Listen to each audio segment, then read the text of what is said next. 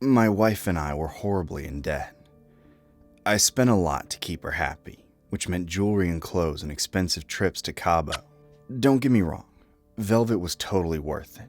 She made me so happy and she was absolutely beautiful. I couldn't stop giving her what she wanted, and she couldn't stop wanting more. We'd been married for 3 years when she came to me with a plan.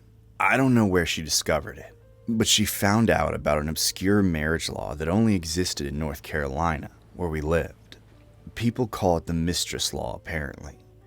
If a third person comes in and destroys a marriage, then that person can be arrested and forced to pay financial compensation. It's crazy, right? It's one of those laws from 100 years ago meant to keep women in their place. Anyway, Velvet told me all about this when we were on her yacht.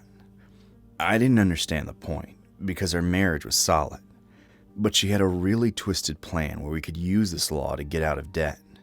I worked in media, so I had plenty of connections with newly rich people who didn't know what to do with all their money.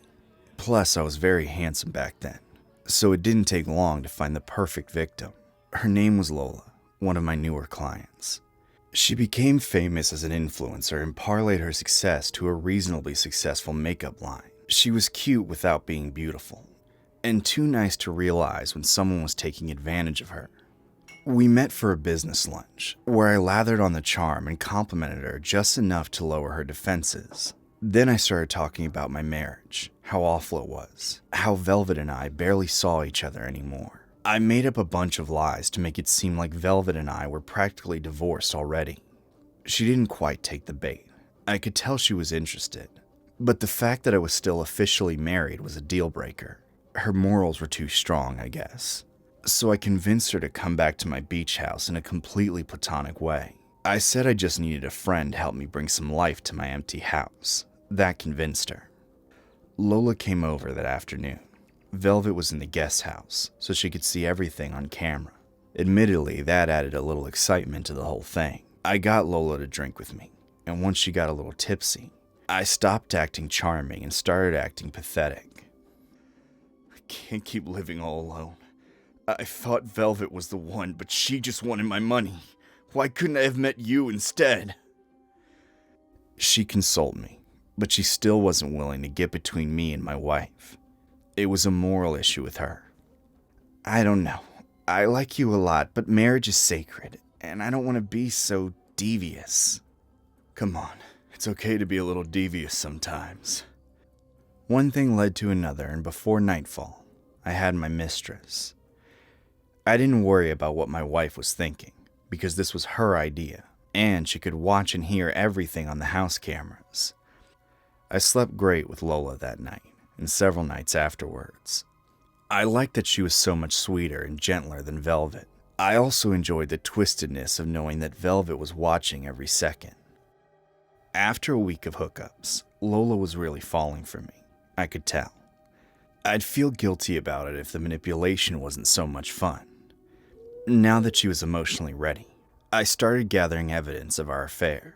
I convinced her to write me love letters. I had Velvet snap our photos through the window when we were making out.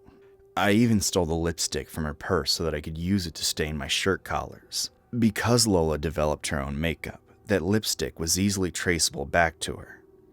She didn't suspect a thing. She thought we were in love.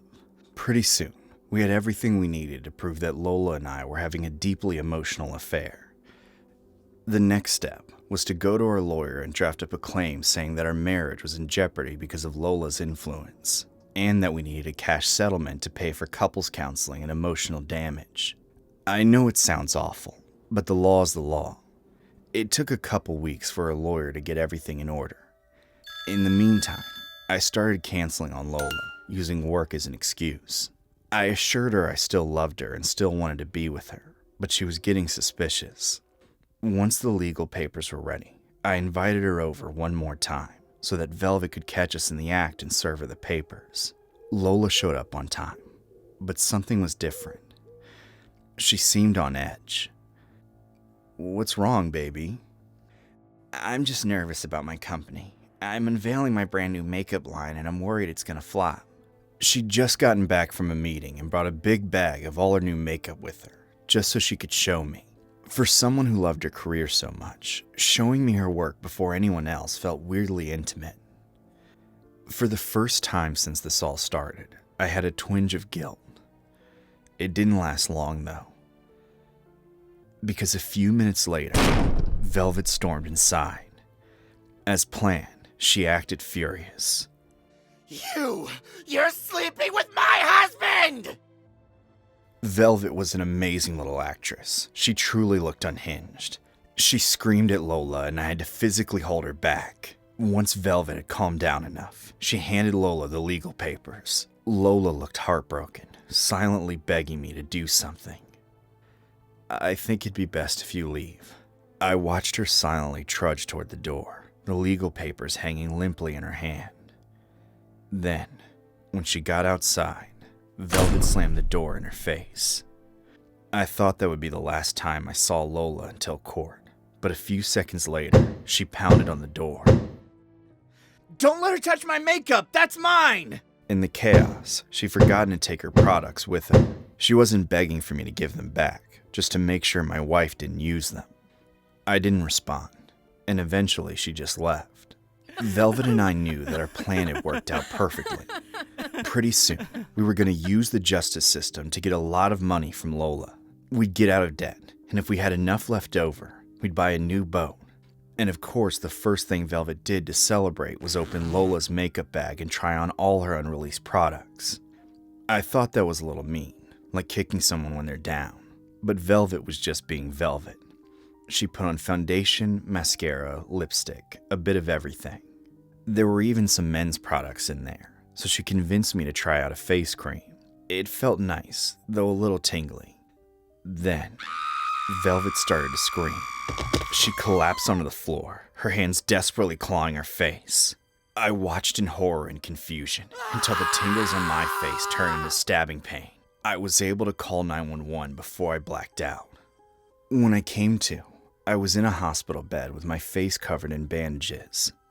I didn't see any doctors, but I saw Lola waiting for me to wake up. She was smiling. "Good morning, my love. I'm so sorry you chose to stay with your wife." "What did you do?" Lola triumphantly explained that she'd figured out my plan a week ago.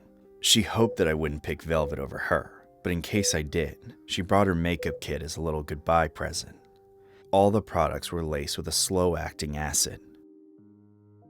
"But don't worry, all you care about is money, and I promise to give you as much as you need. You can spend it on reconstructive surgeries. And I think your wife might need some prosthetics for her missing fingers." She kissed my bandaged forehead and walked away. "Remember what you taught me? It's okay to be a little devious sometimes."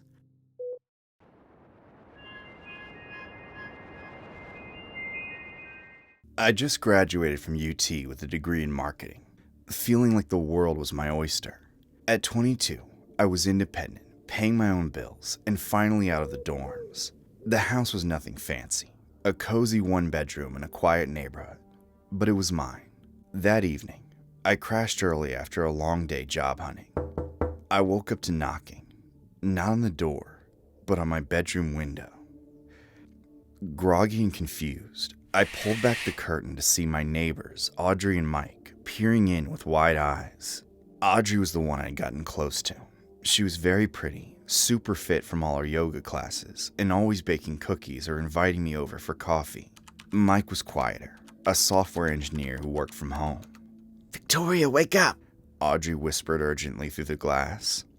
"Someone just broke into your house. We saw him go in through the back and lock the front door. We tried calling you, but your phone's probably on silent." My heart dropped. I glanced toward my bedroom door, which was thankfully closed. "Oh my God," I muttered, fumbling for my phone. It was dead. I forgot to charge it. Mike was already on his phone. "We're calling 911. Open the window. We'll get you out." They helped lift me through the window. I was shaking as we huddled on their porch, waiting for the cops. The intruder turned out to be some random guy high on something, looking for cash. The police hauled him away, and I was too rattled to go back inside. Audrey insisted I stay on their couch. You're safe here, babe. We've got you. The next morning, over pancakes and coffee, I broke down. I hugged Audrey tight, tears streaming. I owe you guys big time. Seriously, you saved my life. Audrey smiled, that warm, reassuring smile of hers. You don't owe us anything, Victoria. We're just glad you're okay. Mike nodded, sipping his coffee. Us neighbors look out for each other. That weekend, my phone buzzed with a text from Audrey. Hey, Victoria, about what you said, owing us. I was thinking, maybe we could spend a night together. Just you and me. Mike would watch from the closet, hidden. What do you think? I stared at the screen, my stomach flipping. It was so blunt. I always wanted to experiment, but this, with a married couple? I was a woman of my word, though, and part of me was curious. Audrey was gorgeous, and I'd always admired her confidence. I texted back, okay, I'm in. Saturday night, I showed up at their place. We started with drinks. Audrey put on some music, and we laughed about neighborhood gossip. Then she suggested spin the bottle. It's old school, but fun, she said with a wink. Mike grinned. Let's make it interesting. Truth or dare? It landed on me first. Dare, I said. Take off your clothes. Strip for us. I hesitated, my cheeks burning. Really? Already? Audrey nodded encouragingly. It's just us. No judgment. They both stared, but not in the way I'd hoped. Audrey tilted her head. Victoria, stop. You're not really our type, hon. You're a bit too soft around the edges. Mike chuckled. Yeah, your physique isn't doing it for me. You can get dressed and head out. I froze, humiliated. What? But I thought... Audrey shrugged. Sorry, Victoria. It was worth a shot. Thanks for playing along. Tears stung my eyes as I walked home. How could they? I felt hideous, rejected, my self-confidence shattered. For months, I threw myself into the gym. Pilates classes at dawn, weights in the evening. I was angry. I replayed that night over and over, their casual dismissal, like I was disposable. I started journaling, venting my rage. One entry read, "They think I'm not good enough? Fine, I'll make them regret it." It took me a while, but in a few months, I transformed. Leaner, stronger, and yeah, hotter. I created a fake persona online, Leela Voss. I researched Mike first. I knew he was on LinkedIn, Twitter, basic stuff. I found his Reddit handle from old posts about coding. Perfect. I messaged him anonymously through a throwaway account, showed interest in coding. He took the bait. Who is this? My name's Leela. Teach me to code, please. We chatted a lot. In a few days, I transitioned our conversation. We flirted for days. I sent teasing photos. He was hooked. God, you're hot. Tell me more about you. Patience, I replied. Let's meet. Hotel downtown. I wore a wig, heavy makeup and wig, unrecognizable. Mike showed up eager, nervous. Leela? Wow, you're even hotter in person. Flattery will get you everywhere. Come here. I recorded it all with a hidden camera. How was it? I whispered. Damn, Leela, you're incredible. Audrey scammed me all these years. I never knew it could be this good. Bingo. Admissions of cheating. We met 3 more times over weeks. Between meets, I'd text romantic things. Missed you last night.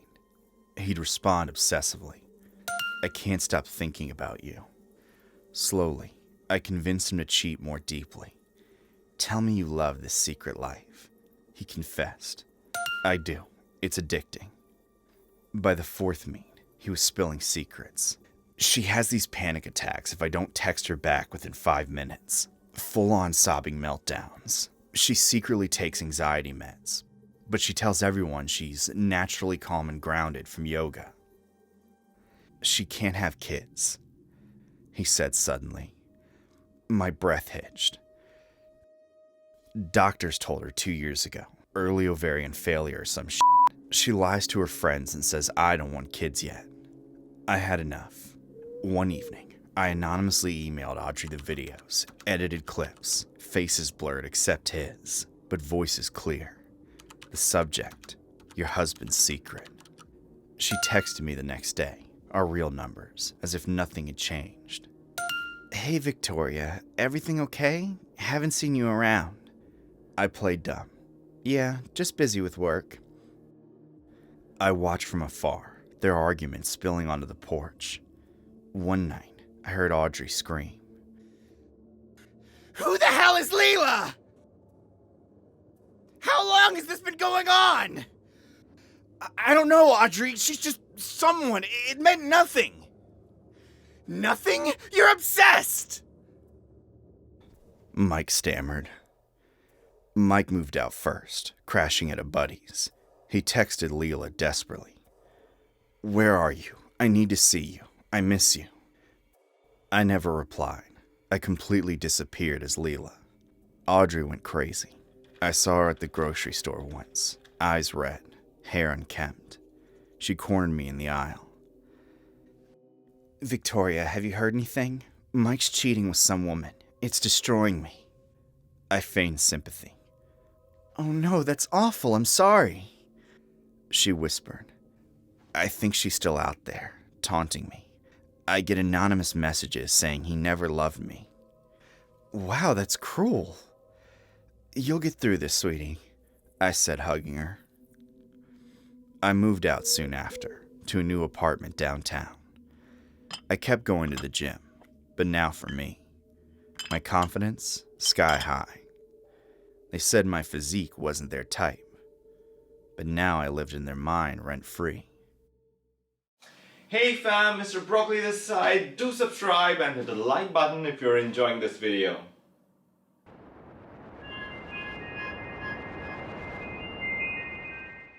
My name's Andrew. I met Liam during the June move-in rush at USC. The campus was mostly empty except for us film school stragglers taking summer intensives, and the housing office had thrown us together in a tiny 2-bedroom off Jefferson Boulevard. He rolled up in his car, windows down, blasting something upbeat through the speakers. Tall, curly-haired, wearing a faded Coachella 24 tee, even though neither of us had gone. He flashed that wide, easy grin and said, "You must be Andrew. I'm Liam. Hope you like late-night tacos." We clicked instantly. Both of us were film majors chasing the same delusional Hollywood dream. Both hated mornings. Both could talk for hours about camera lenses and bad student scripts. Liam was the ideal roommate from day one. Rent appeared in my Venmo the moment the landlord texted. The kitchen stayed clean without anyone saying a word. When the power flickered during a heatwave blackout, he was the one who rigged string lights off a neighbor's extension cord and turned it into an impromptu backyard movie night with a portable projector.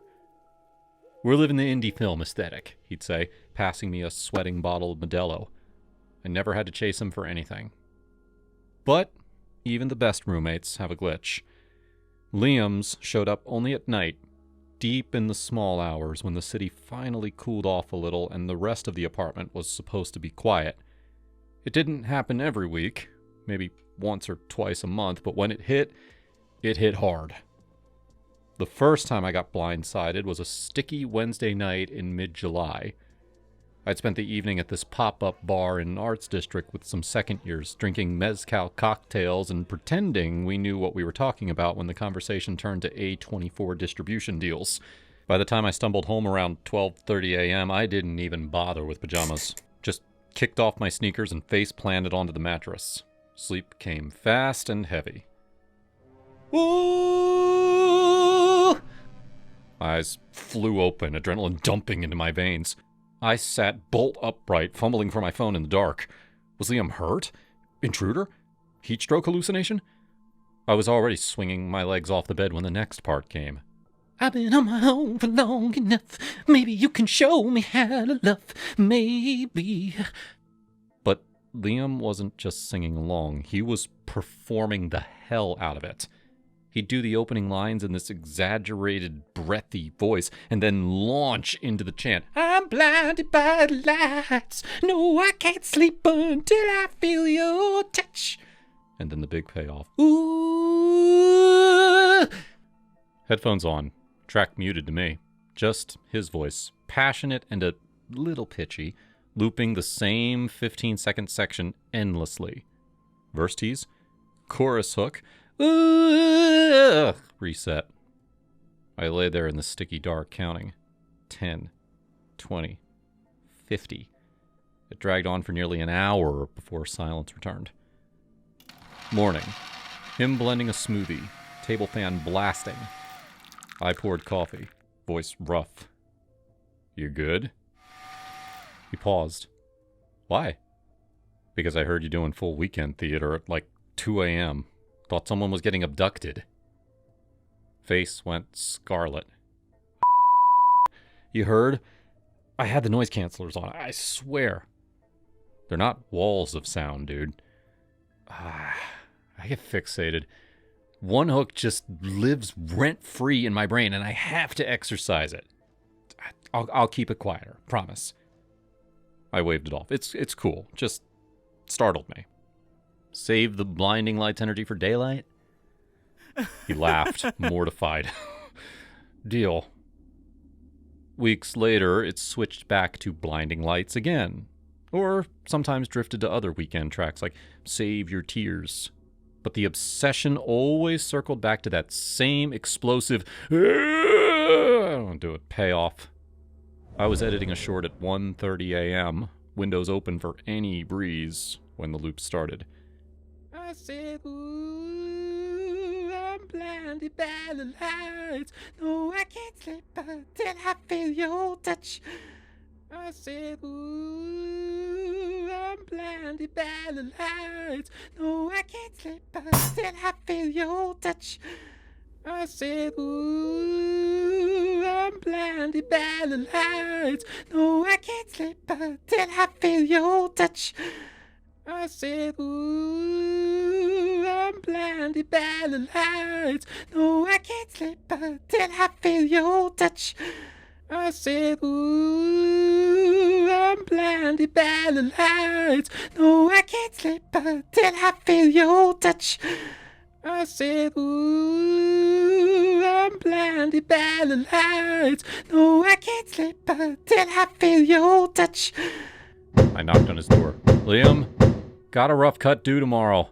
Can we pause the synth pop concert tonight? Door opened. He looked guilty. Headphones off. Sorry, lost track. Stopping now. He did, for a bit, and then it crept back. Always the same pattern.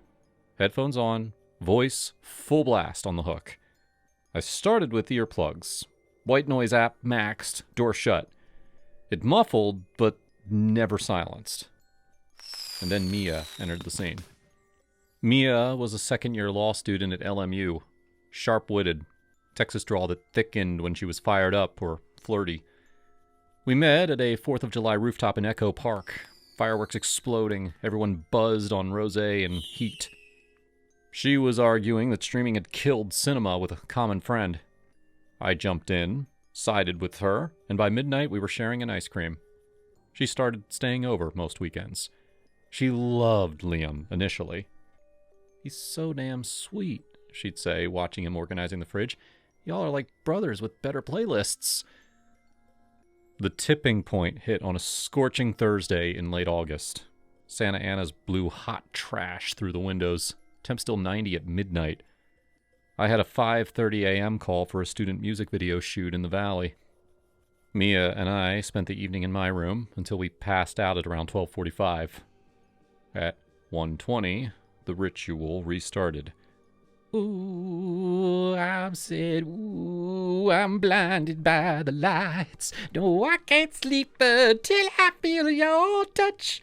I said, ooh, I'm blinded by the lights. No, I can't sleep until I feel your touch. Mia shot up like she'd been shocked. What the actual hell?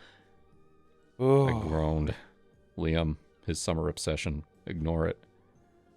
She listened 30 seconds, jaw set. The weekend again? At 1:30? When you're up before dawn? Yeah, it'll fade. It didn't. Loop after loop. I'm blinded by the light. Ooh. Sarah flung the sheet off. Nope. Babe. She was already up. Kitchen drawers banged. Cast iron clanged. No knock. She pushed Liam's door open. Frying pan raised like a battle axe. Ooh, I'm blinded by the lights. No, I can't sleep.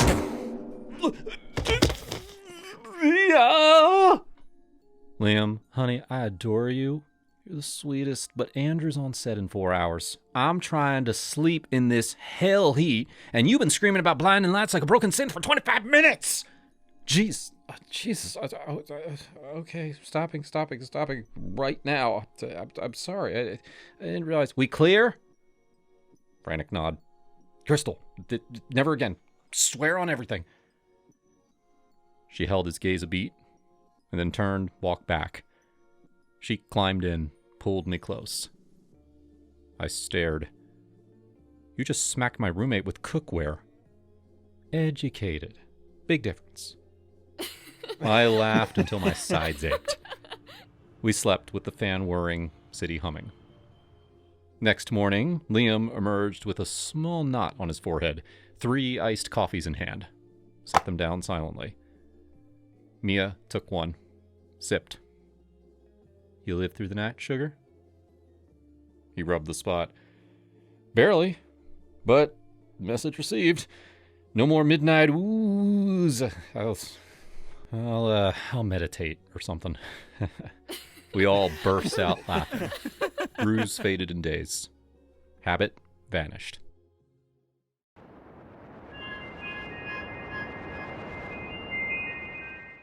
Freshman year, I thought the hardest thing I'd have to survive was homesickness.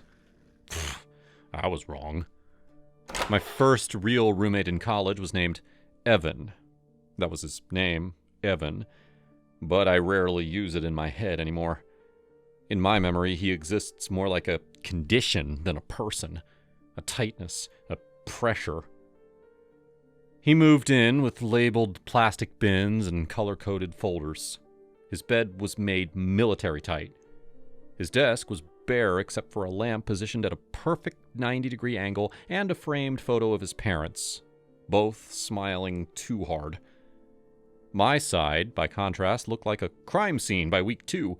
Tees draped over my chair, jeans piled on the floor, notebooks everywhere. Normal shit. College shit. At first, we got along. Hey man, you cool if I vacuum tonight? He asked during the first week. Yeah, sure, I said, surprised he even asked. We talked about classes, about music, about how weird it felt to be away from home. We weren't friends, but we were friendly, civil. I thought I got lucky. Then he got a girlfriend. Her name was Lauren. I knew that because she had been roommates with my ex, my very short-lived, messy summer relationship that barely counted as a girlfriend, but apparently counted enough for resentment. Lauren didn't like me from the moment she saw me. She never said it outright, not at first. It was in the way she didn't look at me, in how her body stiffened whenever I walked in, in how she'd whisper something to Evan and he'd suddenly go quiet. At first, she came over on weekends, then Thursdays, then random Tuesdays. Eventually, she was there more than I was. And that's when it started. Hey, Ryan, Evan said one afternoon, standing awkwardly by his bed. Lauren's coming over in like 20 minutes. Okay, I said, not looking up from my laptop. Do you think you could maybe head out for a bit? For how long? He hesitated. I don't know, a while? Sure, I've got people to see anyway. That was the first time I left. The second time came the next day. Then the day after that. Soon, It didn't matter what time it was. 2 in the afternoon, midnight, 1 in the morning on a Friday. Hey man, can we have the room? Every time. And every time, I left. I crashed on friends' floors, hung out in common rooms until they closed, walked around campus until my legs hurt. Once, when it was cold and late and I didn't want to bother anyone, I slept on a bench by the lake. I remember waking up before sunrise, my teeth chattering, the wind cutting through my hoodie. I remember thinking, this is insane. I stopped leaving. The next time he asked, I said no. He stared at me like I'd slapped him. What do you mean no? I live here too, and I've got homework. Lauren crossed her arms. Wow, seriously? I'm not kicking you out. You can hang out, I'm just not leaving. Evan's face turned red. You're being really inconsiderate. Inconsiderate? I've been gone every night for a month. You're messy as hell. Your shit's everywhere. It stresses me out. My is on my side of the room, I said. Dirty clothes don't kill people. They do when you're a pathetic slob. Dude, my parents don't drive 4 hours each way to do my laundry at 6 in the morning. Lauren scoffed. That's disgusting. What's disgusting is acting like this is your private hotel room. That night, I was sitting at my desk, finishing an assignment, when they walked in again. We need the room, Evan said. No, I'm working. Lauren rolled her eyes. Unbelievable. They turned off the lights. The room went dark except for my laptop screen. I stared at the switch for a second, and then calmly reached over and turned on my desk lamp. Bright, white, flooding my side of the room. Evan walked over and shut it off. I turned it back on. Stop, he said. No. He slammed his hand on my desk. You're doing this on purpose! Yeah, I am. Lauren grabbed her bag. Let's go. He's being a stupid. As they left, Evan knocked my stack of books onto the floor. I sat there shaking, staring at the mess, realizing that something irreversible had just happened. The next morning, there was banging on the door. Not knocking, banging. I opened it to find his parents and younger sister standing there like an angry firing squad. His mother didn't even introduce herself. What have you been doing to my son? She demanded. What? You bully him, his father said. You threaten him. With a knife, the sister added. What the hell are you talking about? You worship Satan, the mother said, pointing at me. He told us everything. I felt like I had stepped into the wrong movie. I don't even own a knife. And I'm not satanic. I'm not anything. They started packing his things while yelling at me, dumping trash onto my side of the room. You should be ashamed, the mother said. We're calling the school. Please do, I said, my voice shaking. Please. They told me to leave. I did because I didn't know what else to do. I went to the cafeteria, numb, barely eating. When I came back, my side of the room looked like a bomb went off. But he was gone. I thought it was over. 2 days later, the head of resident house knocked on my door. We've had some complaints. I need to search your room. For what? A knife. He tore through everything. Opened drawers, broke my fan, left my stuff scattered everywhere. I didn't find anything, but this is serious. Is it? Because none of it's true. He didn't answer. That night, I called my dad. I told him everything. He listened quietly, and then said, they crossed a line. The next day, he called the school. He used words like lawsuit and defamation. I didn't hear from resident housing again. Evan never apologized. He told everyone his version. I lost a few friends, gained clarity about others. By spring, he was gone, dropped out, disappeared. I stayed. Years later, I still think about that room, about how easy it is to paint someone as a monster when you're used to getting your way.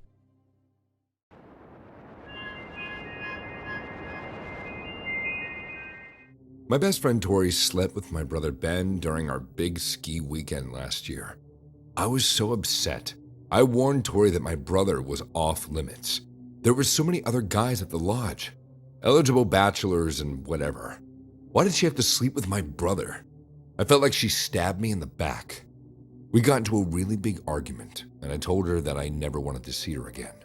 And guess what? I didn't.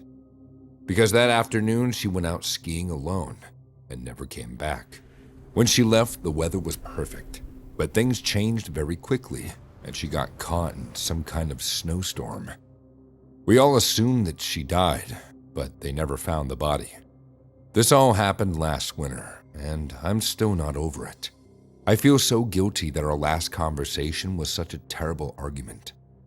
When my boyfriend Steve suggested another ski trip exactly 1 year after Tori's disappearance, I thought the idea was terrible. How could we have fun with the memory of Tori's death looming over us the whole trip? So I said no. I said under no circumstances would I want to go back to the same ski lodge. There was just too many bad memories. I thought Steve understood how I felt. He was always so supportive, but he said that he was still going to go without me. I tried not to be upset, even though I kind of was. I felt like Steve was betraying Tori's memory too. And then my brother Ben called me up and changed my mind. He explained how guilty he felt over Tori's death because he was the one who caused the argument in the first place. He was the reason that she went out into the snowstorm without me. I hadn't realized that Ben felt guilty as I did. He explained that the reunion trip would be the best way for him to overcome that guilt. And hearing this logic from him made me reevaluate things. Maybe this would be a good trip. Maybe it would help me get some closure. So I called Steve and told him that I changed my mind. That weekend, we packed our bags, piled into Ben's SUV, and headed up to the ski lodge. The place looked exactly the same. It really was a beautiful lodge, wooden and spacious and rustic. The snow-covered peaks were gorgeous. On that first day, Steve and I hit the bunny slopes while Ben and his other friends hit the harder peaks. I tried to enjoy myself. I really did, but I couldn't stop thinking about Tori. We all got back into the lodge that evening. We were sitting by the fire. Ben was filming himself on his phone. Some of his friends were into it and a couple weren't. I guess he'd spent all day filming himself for TikTok. His whole speech about feeling guilty was just BS. He just wanted us all to come back here so he could make videos about moving on after tragedy. He was using the anniversary of Tori's death to get more followers. Steve and I were sitting by the fire when Ben walked directly towards us while talking into his phone. He was live streaming, and he was going to make us be a part of it too. Hey guys, tell the world how you're feeling right now. I covered my face with my hand and looked away. Steve was a bit more diplomatic. He looked into Ben's phone and said, "We're fine, thank you," with as much finality as he could. Ben got the hint and scurried off. I thought that would be the end of it, but the next day was even worse. Ben filmed everything we did, and worse, he kept following me and Steve around with his phone. Throughout the day, he posted clips of us skiing and sipping cocoa. He added sad music and captions like, "Moving on," or "Honoring her memory." He was in a lot of his videos, but more and more of them were just of me and Steve, but mostly me. I kept telling him to stop, but he refused. He said he was doing this for Tori. I wanted to punch him. At the end of the day, Steve and I were ready to head back inside and put our ski stuff away when Ben ran over. He asked if I wanted to do one more trip up the mountain. I told him no. He just wanted more footage of me. "Then let's make a deal." he said. "If we go up one more time, I promise I will never film you again." It seemed like some kind of trick, but I knew that my brother never went back on his word. If I did this, he'd stop making everything so awkward, so I agreed. Steve asked if he could come with us, but I knew he was just being supportive. He was already exhausted, and his knee was bugging him. I told him that I'd be okay, and then he left. Ben and I took a ski lift up to the mountain, where we were high up in the air. He took out his phone and started live streaming. "Hey guys, it's Ben again. I'm here with my sister. She's the one in all those videos, having an absolute blast, even though it's the anniversary of when she murdered Tori, the love of my life." Before the meaning of his words fully sank in, he turned the phone camera towards me. "Say hi to the world. Now's your chance to finally come clean. I think you have to, because if you don't..." He started wildly rocking our ski lift. I had to grab the bar. "What are you doing?" I screamed. He didn't answer. Instead, he just held the phone in my face, filming me close up. All this time, my brother blamed me for Tori's death? He thought I'd murdered her. And this whole trip was an elaborate way for me to make me confess publicly. "I didn't kill her," I screamed. He rocked the ski lift even harder. We still had at least a minute before we reached the top of the mountain. "Tell the truth," he said. "I didn't kill her." He screamed at me, kicked me with his foot. He went into a rage, kicking and kicking me until I'd plummet off to my death. I wrapped both my arms around the bar. He kicked me one more time, but I'd twist to the side just as his foot was about to hit my thigh. He was pushing so hard that he lost the grip on the bar and slid off. I watched in horror as my brother fell hundreds of feet to the snowy ground below. His phone was in his hand the whole time, filming everything. My brother never got the confession that he wanted, but at least he went viral. Steve and I had a long, silent ride home.